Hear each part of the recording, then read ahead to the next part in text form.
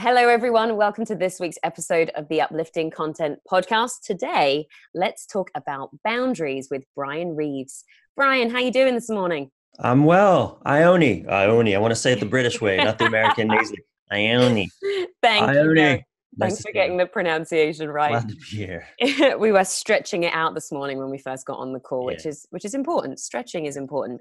that's right. But you know what else is important? Boundaries. Mm-hmm. Bryan, I was saying to you, I'm really excited about having this conversation because for no other reason than boundaries are just super important and something that not many people think about or talk about or are taught about. But before we get into why they are so important, can you begin by just sharing a bit about your story, who you are, and how you came to do this work? Yes. So I am 45 years now, exquisitely aged as a man Like on a this fine planet. wine. Very Yes. fine, maybe a little spoiled, but no, very fine, fine, fine. Deep, rich wine.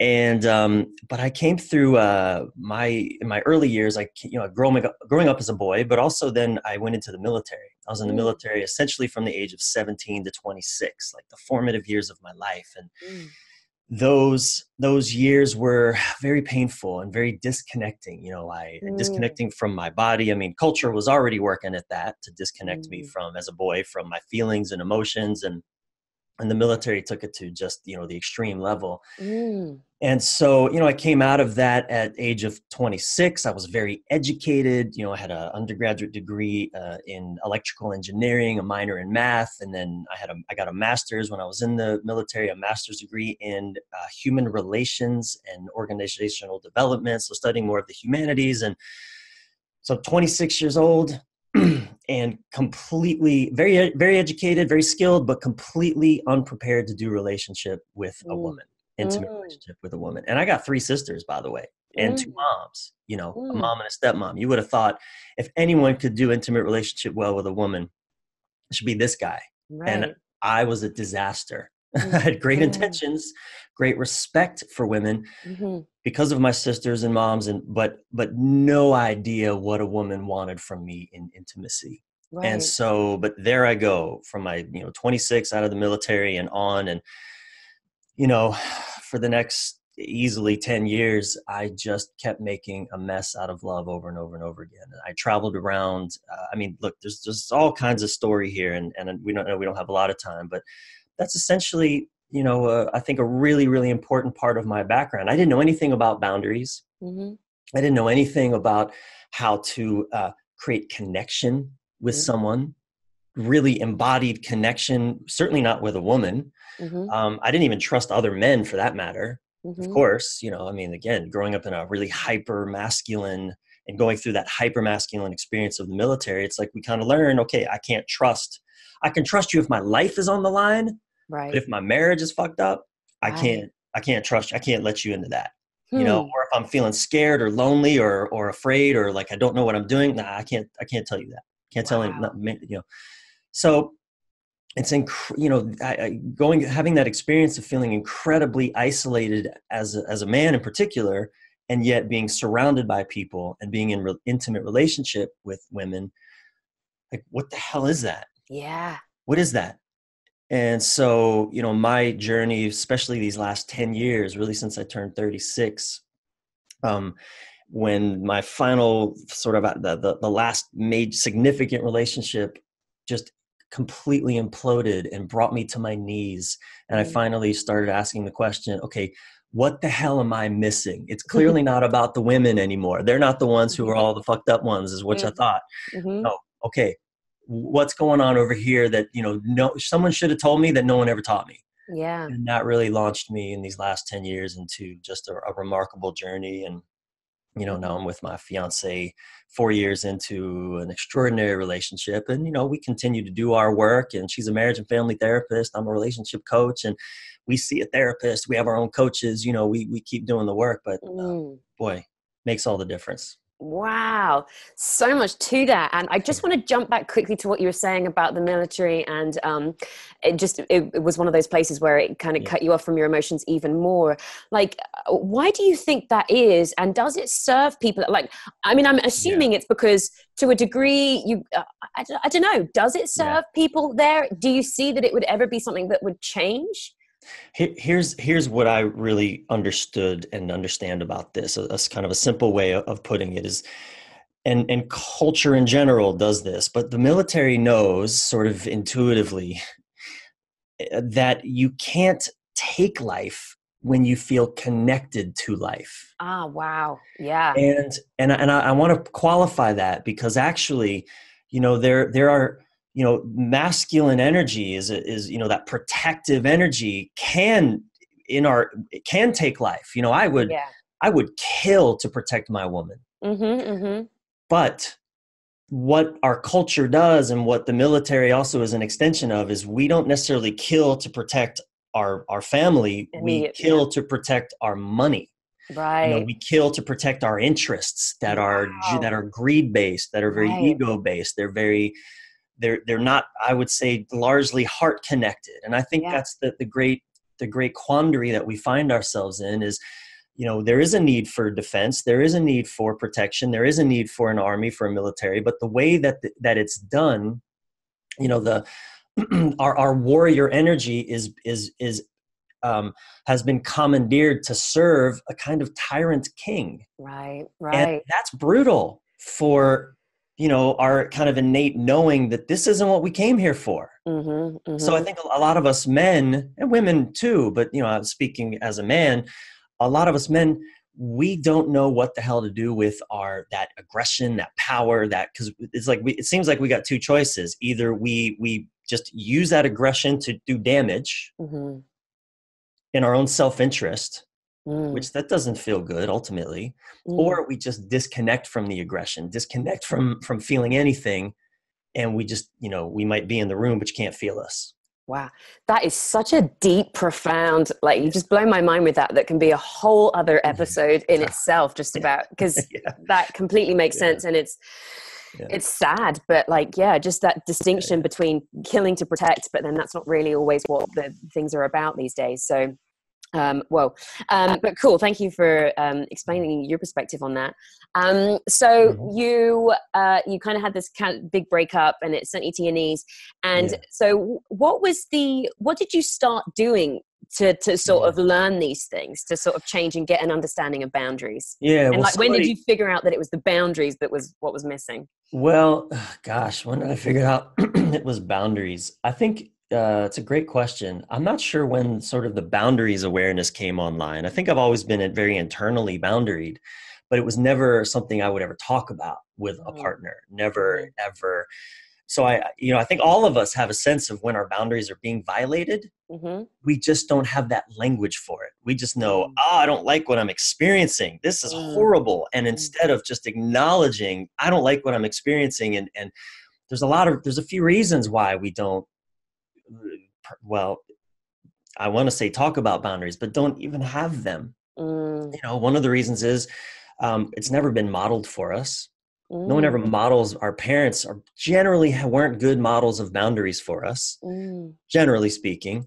Um, we've been also taught that boundaries are just selfish. mm, mm. They're not loving. At least that's one of the message I got, growing up was, if you want to be a loving person, you have to let people walk all over you. It was kind of sort of, be willing to be taken advantage of. What the fuck? But that was the programming that I Yeah. got. That's what love does. Love lets people just walk all over you, and you stay in there, be unconditionally loved. Yeah, yeah. You work through it. And No. then the third one is, I mean, there's probably many, but another really significant reason why we often don't have boundaries. And I mean, even strong, independent, people, when we're single, men and women, we're single, we're rocking it, we're succeeding in business or as an entrepreneur or whatever it looks like. And then we get into intimacy and we lose ourselves and shit starts happening that we can't make Mm, sense of. And our codependencies come out and all that stuff. Well, one of the other reasons is we don't feel we're worthy of our hmm. boundaries. Whoa, yeah. right? The Yeah. lack of worthiness. I don't deserve to want what I want or to feel what I feel, And etc. then maybe if I say what it is that I want, then they'll leave. Absolutely. We're Mm, afraid. And the mm. reality is, if we have boundaries, someone who is unable or unwilling to meet us in those boundaries, yeah, they might leave. Yeah. Yeah. And that feels like, when we're born as babies, we don't have boundaries. We Mm. can't have boundaries. I mean, we literally are a piece off of our mother. Mm-hmm. We're literally part of our mom walking around all of a sudden. Mm-hmm. And um, if our mom or dad were to leave us, or any caretaker, if we don't have some caretaker kind of merging with us and really, really showing up for us, we Yeah. will die. Yeah. And our nervous systems get tuned to that story. If this person who cares for me leaves, Right. I'm going to physically die. Mm-hmm. And we carry that into adulthood. And that's why it feels like, oh my God, if I break up with this person, I'm going to fucking die. Right. It feels Right. like death. It's Mm-hmm. not, but it feels like, and look, in a way, it is kind of a death. I mean, we lose a relationship. Even if, I had a friend of mine call me just a few days ago, and 3 weeks with a guy, and suddenly he disappears and things are going well. 3 weeks, and she was Mm-hmm. devastated. Mm. And I get it. I mean, there's so much that even in that, the hopes and dreams of what could have been has to die. We have to let go, and we're not good at grieving in this Right. culture. No, that's definitely something that needs to be worked on too, learning how to grieve. So I mean, these are Mm. these are reasons that, again, boundaries are just, there's a lot of obstacles in our way Yeah. for having boundaries. And that's why, it's such a core part of my work today. Again, still even in my own relationship. I mean, Mhm. certainly with the people that I work with, but it's still my practice, because Yeah. I've got lots of, decades of momentum in the direction of not standing up for myself in these subtle ways, Yeah. Yeah. right? So, So still a couple of questions then of like, so yeah, what was your, did you start, what was your journey into this like work? Did you start seeing a therapist or a coach, or like, were you doing that? And yeah. then maybe this is kind of related to it. Like, how do we go from like being that baby that needs someone to love us and take care of us for Mhm. survival to being adults and saying, Yeah. I don't need this. Like, I Yeah. would rather be in a healthy relationship with boundaries than just Yeah. need to be with someone. So the first part of that is, when I was 36 and this relationship was imploding. I'd been with this woman for 5 years, and it was chaotic and wonderful and horrible and abusive, and it was Mm. it was awful and exquisite all at the same time, but more awful. It was exquisitely awful. And somebody put a book in my hand. I was actually on tour with a music band that I was managing at the time, and somebody that we met along the road put a book in my hand, and that book was Way of the Superior Man by David. Wow. Yeah, I kind of love and hate this book at the same time, but yeah. I get it. I understand. I mean, there's a lot of depth to the work, and Mm-hmm, it can be interpreted in many different ways. But that book, essentially, what that book and what David's work really opened up for me was a whole. I'd been very much kind of a spiritual seeker. yes. And one of the things that I realized, if you look at the yin yang symbol, which I used to just think, oh, that'd be a cool tattoo or a nice necklace to wear. I had no connection to that symbol whatsoever. It's Yeah. for hippies, that symbol, Mm-hmm. or hippies, or I guess, ancient practitioners of something. I don't know. But what David's book, even though he doesn't use that symbol at all, but in my own exploration, Polarities. what that really opened up Mm. for me exactly was that all of my spiritual seeking had been what I call at the level of the circle, the oneness. Mm-hmm. Nobody taught me or was talking about what the hell was going on inside that circle. Right. The Right. yin and the yang, the masculine and the feminine. Nobody was waking me up to that. So it Mm. was like, if you look at it, like my kind of circle of experience, it was all masculine. The masculine was running all over everything. It was, the ink blot there was very little feminine, room for the feminine Mm. in my circle. So, Mm-hmm. I was very much on a spiritual journey. I was very much, researching and practicing all kinds of sort of spiritual perspective ideas, but nobody was teaching me how to be in my body. Right. And it's the feminine. What I'm just want to confirm that you're meaning that in that circle, as in the feminine in yourself, like those Definitely. qualities and energies within Absolutely. yourself. Yeah. Yeah, within me. That's right. Mm. Absolutely within myself. And if I'm going to deny my own feminine nature and essence, there's no way I'm going to be able to embrace it in a woman. And I'm Yeah. attracted to women. I partner with women, and Mm. and the type of women that I've always been attracted to, and certainly my partner are women who brings a lot of that more feminine essence. And if I'm denying it in me, there's no way in hell I'm going to be able to embrace all that she's bringing.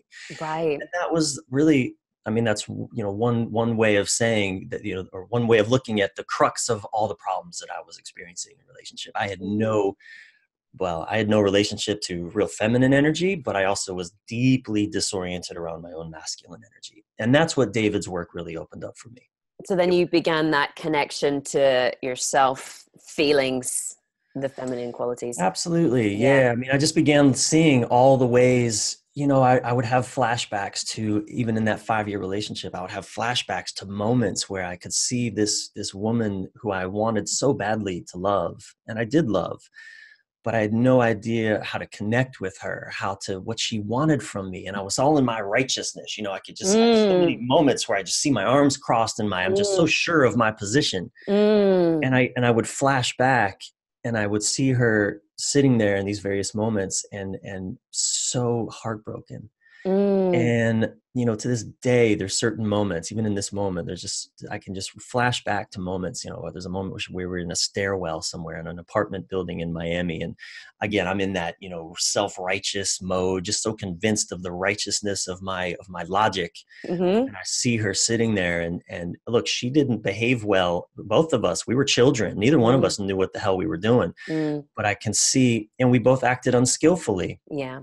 And that's a word I love to use. I don't like to use right and wrong, good and bad, skillful and unskillful. Those are the words that I really, because we can learn these skills. Yeah, and I had no skills. Yeah. And my lack of skillfulness, oh my God, it still to this day breaks my heart when I look back at those moments and see that there was just a woman in pain. And I had no idea. I was so focused on my own righteousness and my own suffering or my own shame, whatever was happening there for me. I couldn't just be with this person in front of me who was in pain. And to this day, it still breaks my heart when I reflect. Now you are more skillful. Tell me what you would have done in that moment in the stairwell, knowing what you know now. So, first I would have dropped my arms. Yeah. I would have, instead of crossing my arms, I would have dropped them. I would have taken a few deep breaths. Kind of work with my own body, my own nervous system first, right? Kind of get back into my body. And I do this sometimes because I still have that pattern. That's still that pattern of when with my partner, we agree in a moment.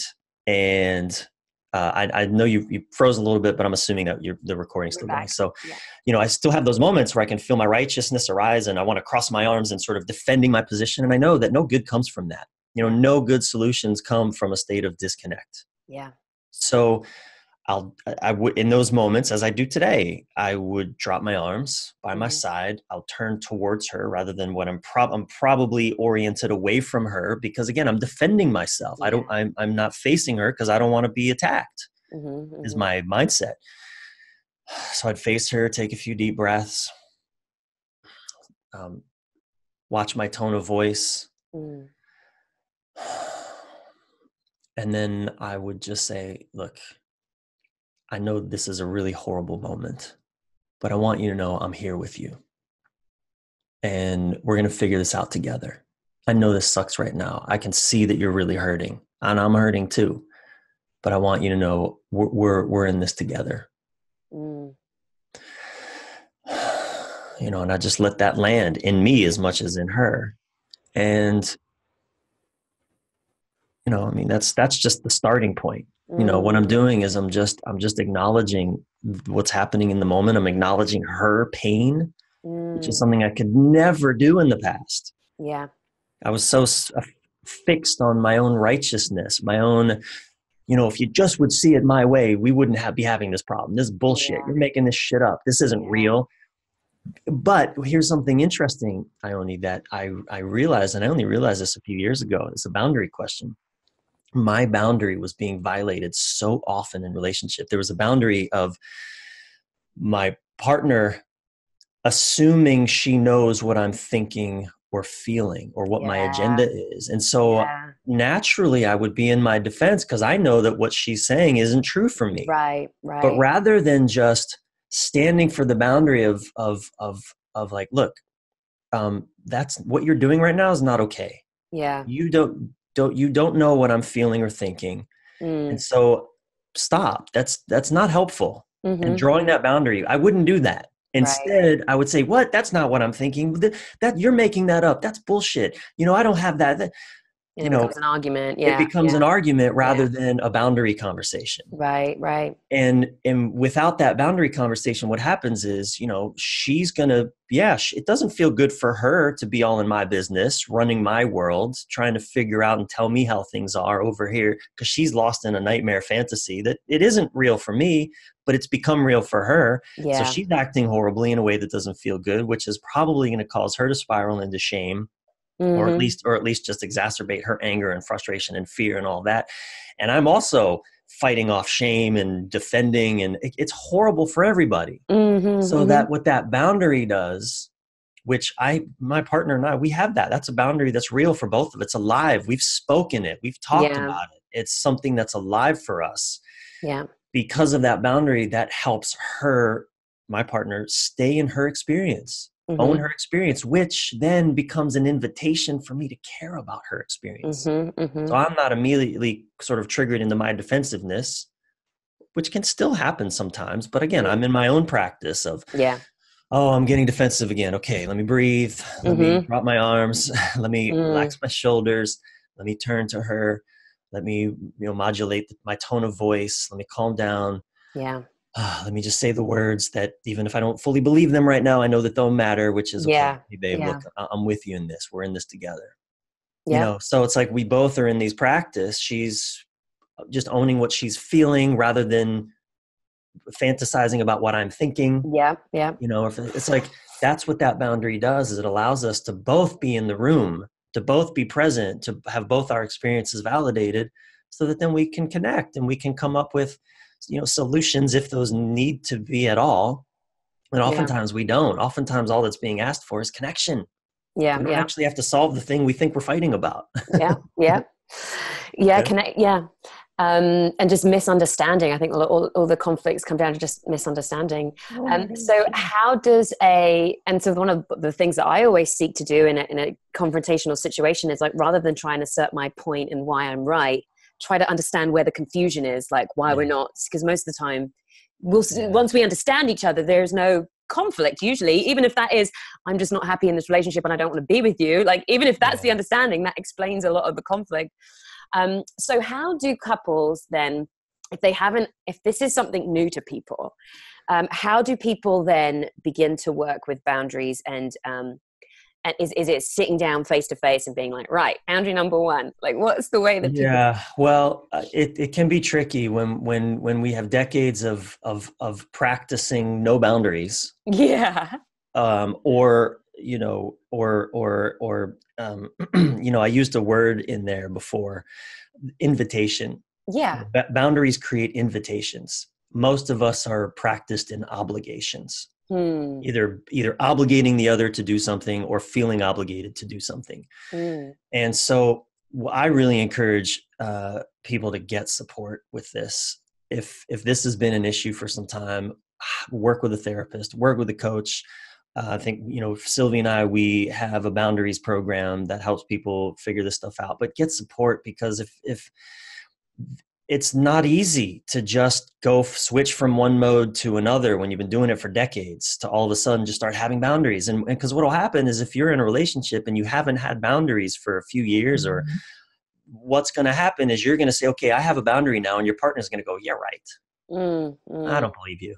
mm, Or it's like, it's really strange that conflict is familiar and comfortable to us. Unresolved conflict mm.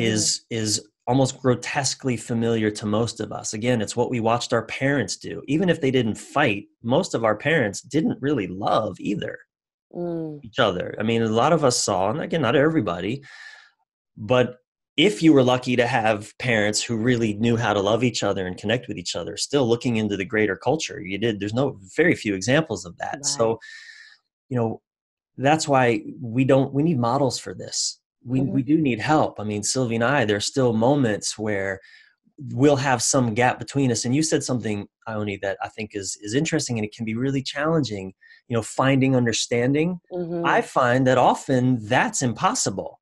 Mm. That actually often is seeking intellectual understanding, so we understand why, man, that's a really slippery slope. And sometimes it could take months, years even, to understand, oh my God, the reason, wow, I just realized the reason that I value privacy in a way that you don't is because when I was younger, my mother, she would constantly go through all my things and she would violate my space. And and I didn't realize it has nothing to do with you wanting to share stuff Mm-hmm. on social media about our relationship or about your experience, whatever.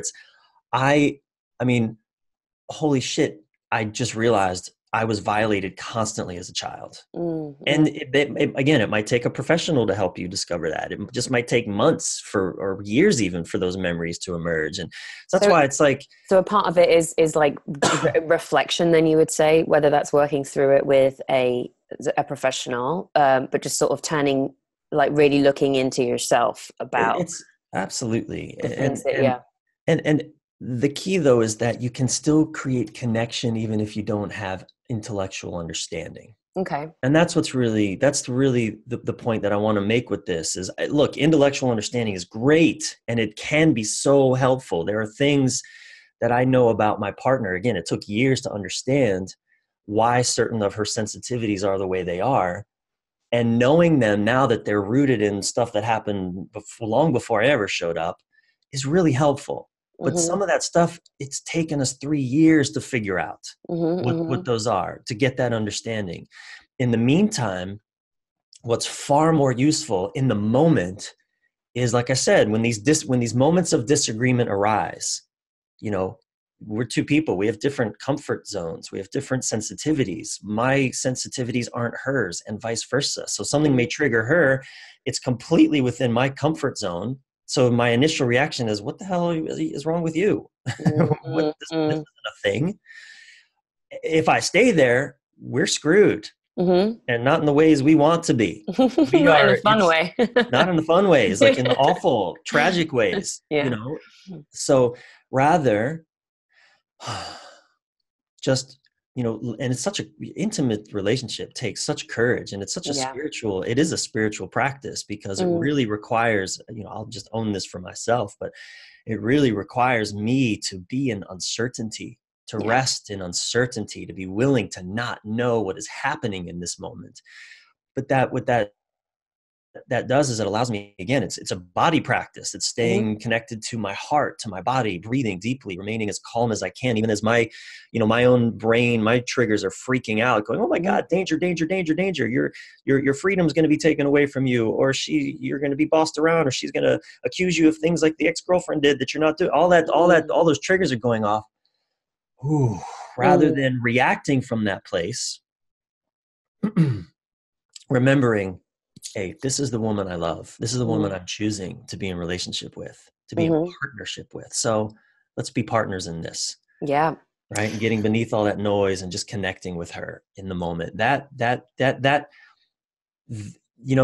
a statistic I knew that I think is one of the most interesting and important statistics for when it comes to couples, and it's this. And it was researched by the Gottman Institute. Anyone who studies relationships knows all about the Gottman Institute. They've been studying couples in a laboratory setting for decades now. Mm. They can predict with 95% accuracy If people will stay whether, together. well, not even that. Yes, definitely that. That's a different Oh. statistic. But yes, they can do that. But by watching couples have a conversation, they can predict with 95% accuracy which way that conversation will go, just that conversation, whether it will end positively or negatively, by what happens in the first 3 minutes. Wow. Three Wow. minutes. And what are some of those key things?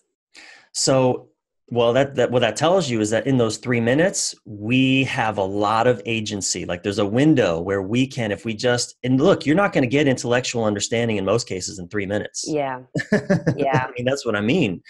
That could take 3 months, three Mm-hmm. years. But in 3 minutes, you can determine with 95% accuracy So there are certain things, indicators, like if there's contempt in those Yeah. first 3 minutes, Mhm. again, geez, what's wrong with you? This Yeah. isn't a thing. You're making this shit up. Mhm. That's not going to go well. That conversation is not going to go well. And this is something that Sylvie and I also, we teach in our conflict to connection program, because these 3 minutes, I mean, again, you can learn skills. Yeah.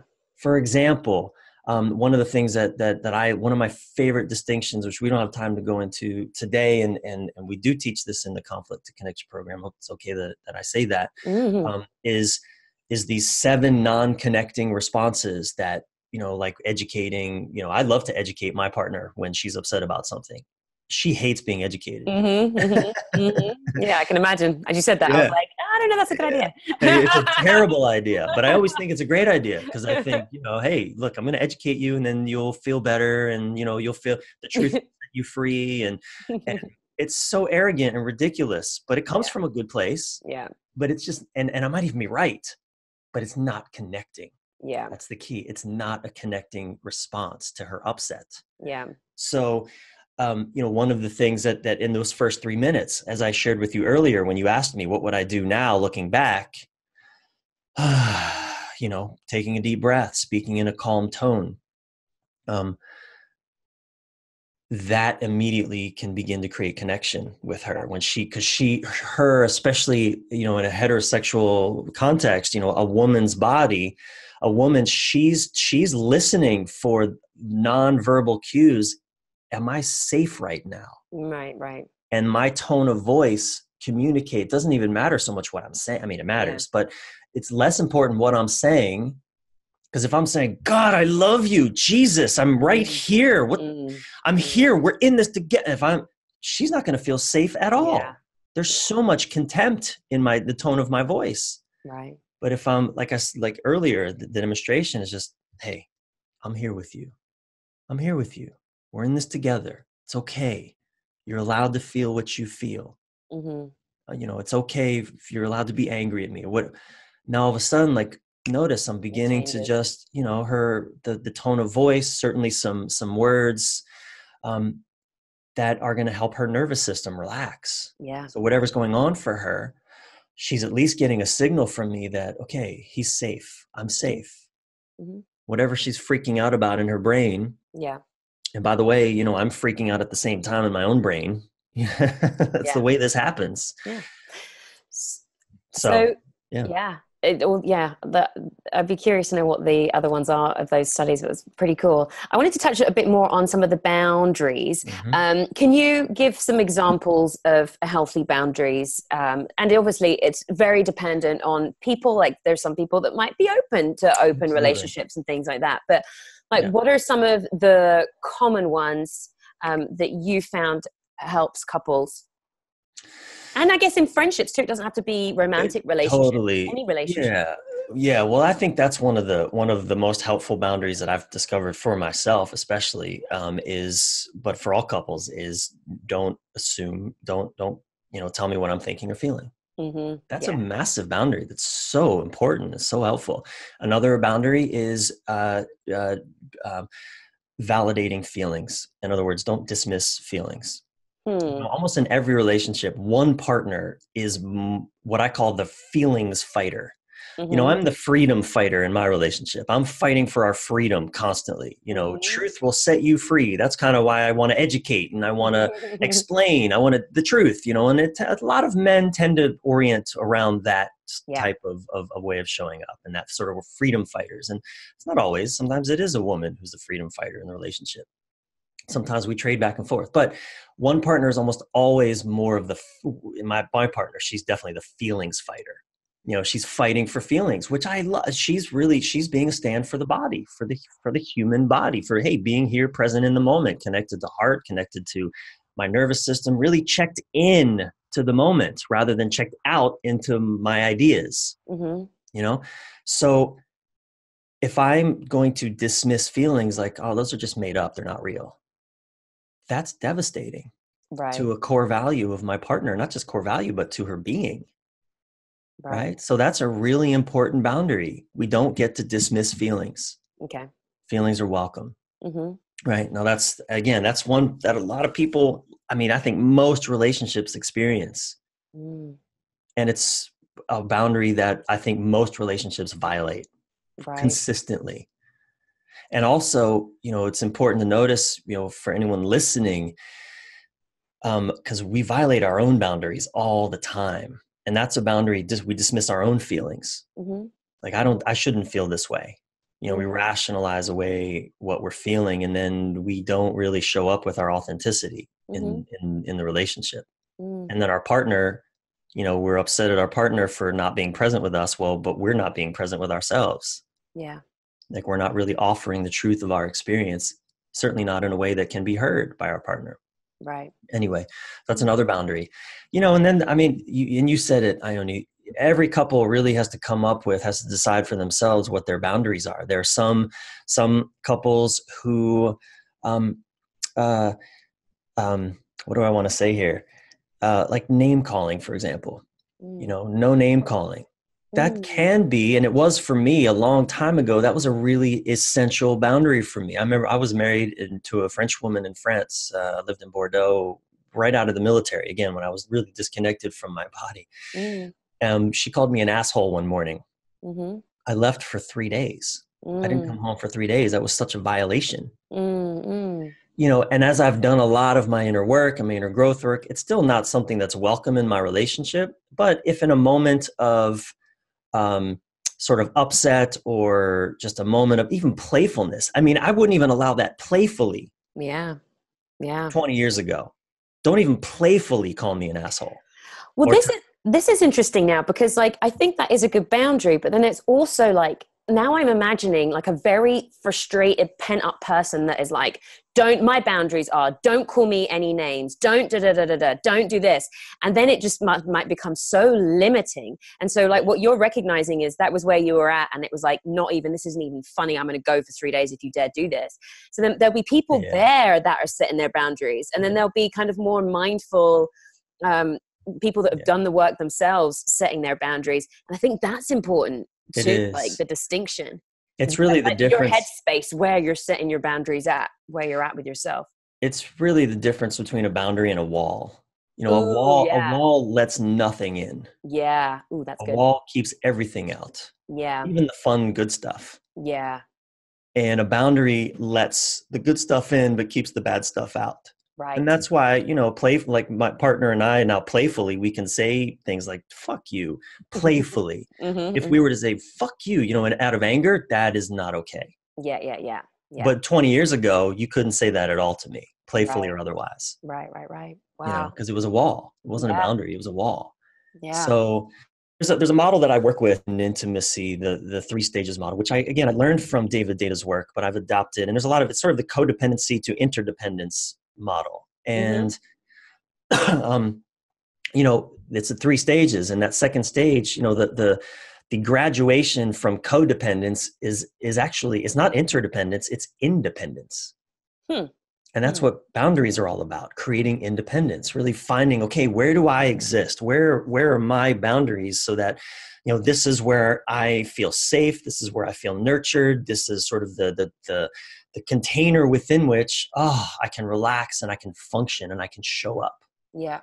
Yeah. right? That's the importance of boundaries. And we can't do, that interdependence, that 3rd stage, which all of us yearn for, but very few of us know how Give to me do. the definition of interdependent, like codependence and interdependence, just for better clarity. So I'll say it like this. So codependence, there's a motto. Each stage kind of has its own slogan, its own motto. Mm-hmm. Uh, Codependence says this: I need you to be a certain way so that I can be okay. Wow. Yeah. Whew. My well-being depends on you. And by you could be my bank account. Like, Mm-hmm. I'm not okay if I don't have a certain amount of money, et cetera. Mm-hmm. But, or if you don't talk to me, or if you don't show up in this way or that way, then I'm going to be miserable. Mm-hmm. That's codependence. Okay. Independence, and it's funny, but it's fascinating because I had no concept of these stages. But when I got out of that 5-year relationship, which was very much a codependent relationship, I remember at the end of it, because I had done so much to try to please this woman, it's ironic because my arms crossed. I didn't look like I was pleasing, but I was so frustrated because nothing I Mm-hmm. would do would work. Mm-hmm. Mm-hmm. I needed everything to work, and that's a codependent statement, by the way. If I'm Yeah. going to do this, it better work.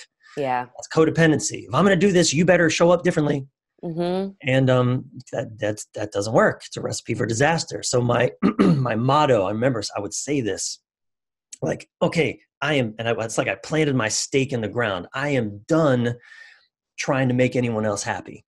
Mm-hmm. No, you are not responsible for my well-being, and I'm not going to be responsible for yours.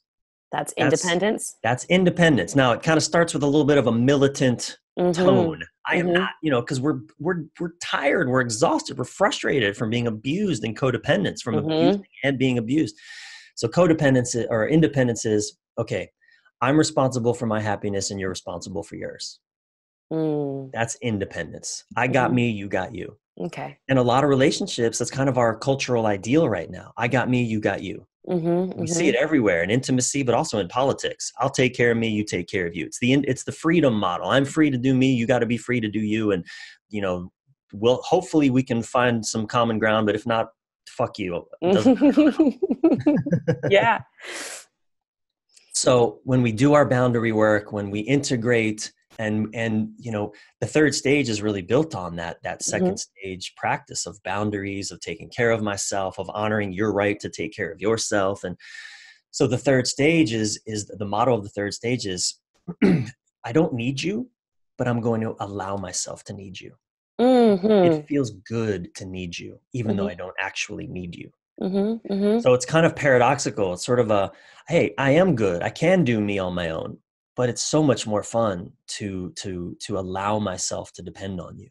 Yeah, yeah. Right. That's so I had a very wise friend of mine called Trance say this to me the other day, because I always see myself as a very independent woman. And I'd been going on dates with guys that were finding me intimidating. And I said, why, Mm-hmm. to one guy? And he said, because you don't need me. Like, I just tell you don't need me. And I was like, yeah, it's true.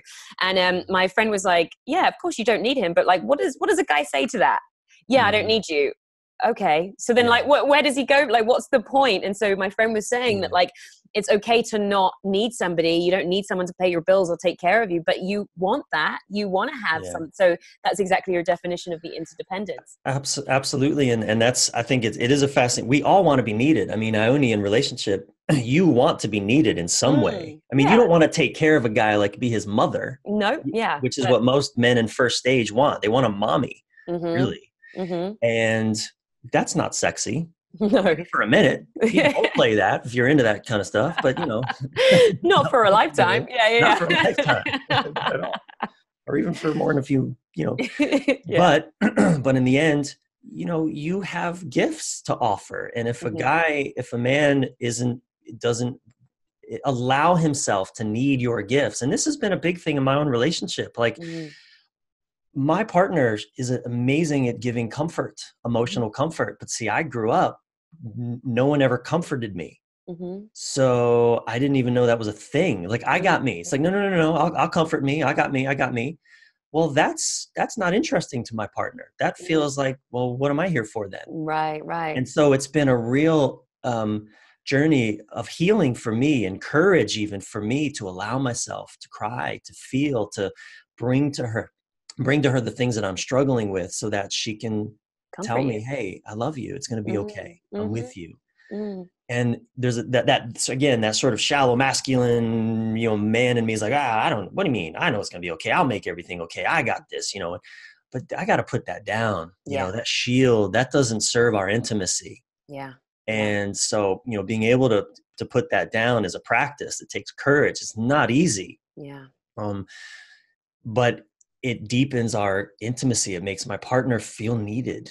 Yeah. And it makes it connects us at a deeper level. So, I love doing intimate relationship work, certainly in my own intimate relationship, but also working with others, because it is such a profoundly just spiritual and liberating and healing domain experience. Yeah.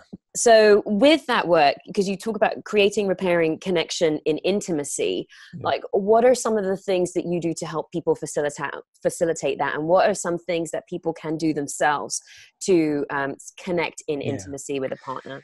One of the first things that I'll often do with a couple is we'll start to explore this distinction between story and phenomenon.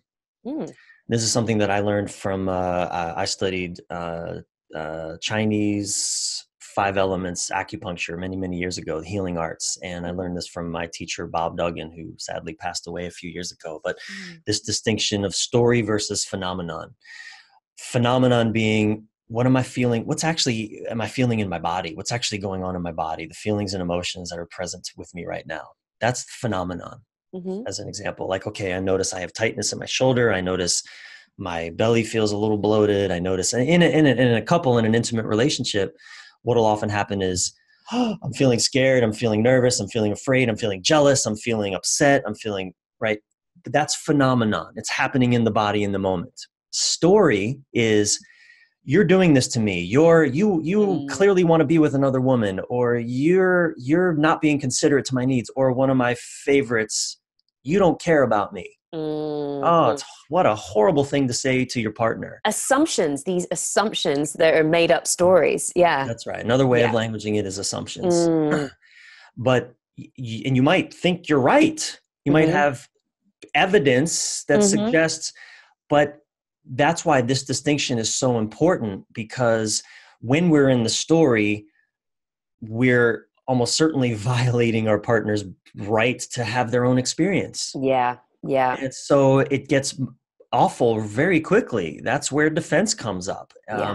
So story versus phenomenon, and starting to go through that distinction starts to allow a couple to just speak about their experience. Again, it creates invitation where before there was a lot of obligation going on. And so that's just one example of kind of a first distinction that we'll work with. Another one of the distinctions that I love to work with is this masculine, feminine values distinction. And that's something that even in same-sex relationships, there are masculine and feminine values at play. Yeah. Because what I'll find often, as I said this earlier, one partner is usually fighting for freedom and the other is usually fighting for connection, for feelings. Yeah. And what happens is, and gosh, I'm so susceptible to this because I'm such a freedom fighter. And I had this conversation with my partner just the other day that, look, I value freedom so highly that, she has so much freedom. In a way, I feel like she has more freedom than I do in the relationship, only because that's my value. I stand for it. So I give that to her. But the irony is she doesn't want freedom so much as she wants connection. And so this can be a source of real frustration. And you'll see this a lot, what I call the objections. There's the masculine objection and the feminine objection. And this is where a lot of fights kind of orient around these two objections. And so one person is upset about, essentially, don't tell me what to do. Don't control me. That's the masculine objection. And the other partner is wrapped around the feminine objection, which is, don't abandon me. Don't leave me alone in this. And when we don't realize that that's what's going on, we trigger the hell into each other. Because the partner who's fearing, and again, it's not a man-woman thing. I mean, I have the don't abandon me objection as well. But when I'm reacting from the don't abandon me, don't leave me alone in this, if I'm unconscious about it, I'm going to say things that will feel constricting to her freedom. Yeah. Like, you better get back in here. Don't you dare leave the room when this is happening. That's my abandon. Don't you, I'm giving direction, which essentially takes away her agency to make her own choices. Right. And if she's locked in that freedom, don't tell me what to do objection, the moment I say, don't you leave this room, she's going to say, fuck off, I'm out of here. Don't you tell me what to do. I don't give a shit about it's sort of that. And we don't realize that, again, there's another way. When we start to, this is one of the things that, this is some of the work that I love doing, because it really, in those moments we're adversaries. And that's when relationship sucks. That's when two really good people can create a nasty mess of things, because we become quickly adversarial. Yeah. And relationship is supposed to be a partnership. Yeah. And by just seeing, so that's another one of the distinctions I love to work with, because once you identify that, when I realize, let's say my partner is caught in the freedom objection, the masculine objection, I can remind her, And for us, I'm using that to sort of be more politically correct. The truth is, I'm the one that's always caught in the freedom objection. Majority. She's generally caught in the connection objection. Like, don't leave me alone in this. Yeah. Even meaning, don't run away into your head and disconnect from your body, and I can't feel you. Yeah. That's where, for me, saying the words, "Hey, I'm here. Yeah. I'm with you." Connecting language. Yeah. She'll say to me, "Hey, there's nothing you have to do different. There's nothing you have to fix. There's nothing you have to, like, you're free. I'm not trying to take away your freedom or tell you what to do or how to do things." Those words are incredibly comforting to me. I can go, "Oh, okay. Sort of like okay, all right. She's not asking me to do something that I don't want to do, which is a violation of my freedom in a way." So, Right.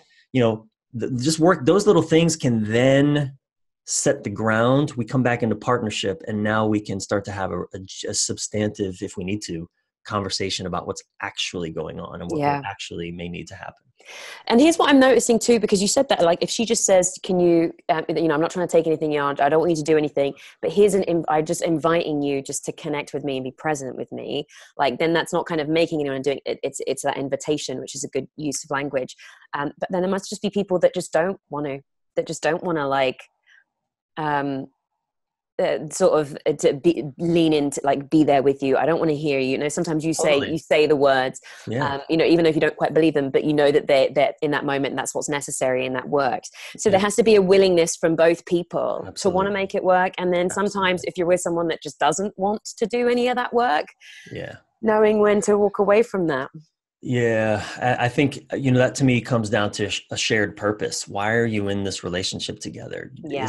Is it just because you just want to have kids and co-parent? Okay, well then maybe this work isn't necessary for you, but you're not going to have a good intimacy. Right. But if you're in this because you want to grow in love, then you absolutely need willingness on both partners to do what is often uncomfortable inner work in order to grow. Yeah. So if you don't have the mutual willingness, that's torture. Yeah, it is. And people stay in it for decades. Oh, I know. It's so sad. And then also, like, especially if they're doing it for kids as well, I just think, like, you're giving kids an example of this is what a relationship is. And I know they do it because they want what's best for their kids, but I'm like, just don't. It's not a healthy thing to be showing of a relationship, like disconnected people with no intimacy. That's not what we should be aspiring to, or that you should be setting as an example. But anyway, it's very complicated for people. This has been so I've got so much from this. I bloody love it. Thank you. Thank you as well for offering to give away a spot on your boundaries course. It's Boundaries, Relationships Suck Without Them. Can you tell us a little bit about that course, please? Yeah. So the Boundaries, Relationships Suck Without Them. Essentially, this is something that my partner, Sylvie Kukasian, and I created together. And we teach you how to first understand what your own boundaries are, how to distinguish between requests versus requirements. A lot of relationships come off the rails because people pretend their requirements are requests, and they pretend their requests are requirements. So we help you get clear around that difference. And then but my favorite part of the whole thing is we actually give you scripts. We give you the language in different scenarios. There are sexual boundaries. There are boundaries around like potential flirtations with other, people of the opposite sex, or friendships with people that might be threatened, all those kinds of things. So we give you scripts, actual language that you can use to communicate boundaries in a way that are honoring of your partner and owning of your own boundaries. That's the key to maintaining partnership. So, and then we have some different scenarios. I can't even remember what they are right now, but we give you walk you through specific scenarios, how to navigate these situations. As I said, one, like your partner uses disrespectful language. How do you communicate a boundary around that in a way that doesn't just invite more disrespectful language? Yeah. Right. Yeah. So things like that. So that's the Boundaries program. I love it. We're really proud of it, and we love it. So it's an online one that people can get access to all the time. And I would encourage that, like, please enter to win this, of course. But like, if you want to work on boundaries, seriously consider this as just doing it anyway. And then if you win it, give it to a friend or a loved one. Yeah. And you and Sylvie also have one that you do together, the Conflict to Connection program. And that's online, but do you also do things in person? So both Sylvie and I work with, she's a therapist, so she has some clients that she works with in person, but she also does coaching, so she works with people online as well. Mm, But we're always evolving this program and the different things that we do. So sometimes we'll have live components to the program. mm. We are going to be doing retreats in the future, couples retreats, and I mean, she and I are just getting started. We've been together for 4 years, and our work is really just starting to kind of overlap and merge in certain ways. And we're always going to do our own thing, but it's always evolving. So, Very cool. we're in the middle of figuring some how to make that program even more impactful. And so, if you do enroll in it now, you get whatever we continue to innovate and create with that program. You're a part of it. That's amazing. And Yeah. so very cool. And it must be exciting. I'm glad that you're kind of finding the ways of, bringing your skill set Yeah, together. And that's cool. it is. And so lastly, is it fair to say that you mainly work with men, and do you have things coming up, like events for men coming up? So I don't mainly just work with men. I Okay. do work with women also, but I think Mm-hmm. more and more my work is going in the direction of serving men. Mm-hmm. I have a new podcast called Men This Way, which, Mm. because again, I'm 45, as I said, years exquisitely aged. And where are my elders? Where are my elders? There's just very few men that I've been exposed to that I look up to and admire, and I realize that I'm really stepping into that role as elder. And Mhm. so, um, uh, boy, that's a whole other podcast, Ione. But yes, more and more, I'm really, as I step into that role, I'm realizing the need for men to have that elder energy, that mentor energy in their Right, lives. And right. so, I'm actually leaving, and when this podcast comes out, I'll be at a retreat in Norway, helping to make that retreat happen and do some co-facilitating there. And more and more. I mean, just join my email list on my website, Right. bryanreeves.com, because that's where you'll get to learn what's unfolding for me. I'm so excited to do more retreats around the world for men, Mhm. especially. Mhm. I just have great visions for that, and the time is coming. So yeah. Excellent. Just to think of how far you've come, from Mhm. that man in the military that was so disconnected Oh my to just gosh. all Yeah. this work. Like it's such I mean, I literally have just spoken to you for an hour, but it's just such a huge journey. Like it's Thank pretty you. cool. And then I think it is important that you now continue to share this wisdom and growth and help other people on that path too. So Thank you, thank Annie. you for all your work. Thank you. I appreciate that. This has been awesome. Guys, to find out more about Bryan, bryanreeves.com, Bryan with a Y. We'll have links to everything in the show notes where you can follow him on social and how you can sign up for that giveaway. And I also just encourage you, if boundaries are a thing that you know you need to work on, consider doing one of these programs. Bryan, this has been really fun. Thank you so much. But Ione, this has been a pleasure. I've really enjoyed this conversation with you. Thank you for inviting me on. My pleasure. Thank you. Take care, everyone. I'll see you next week. Bye.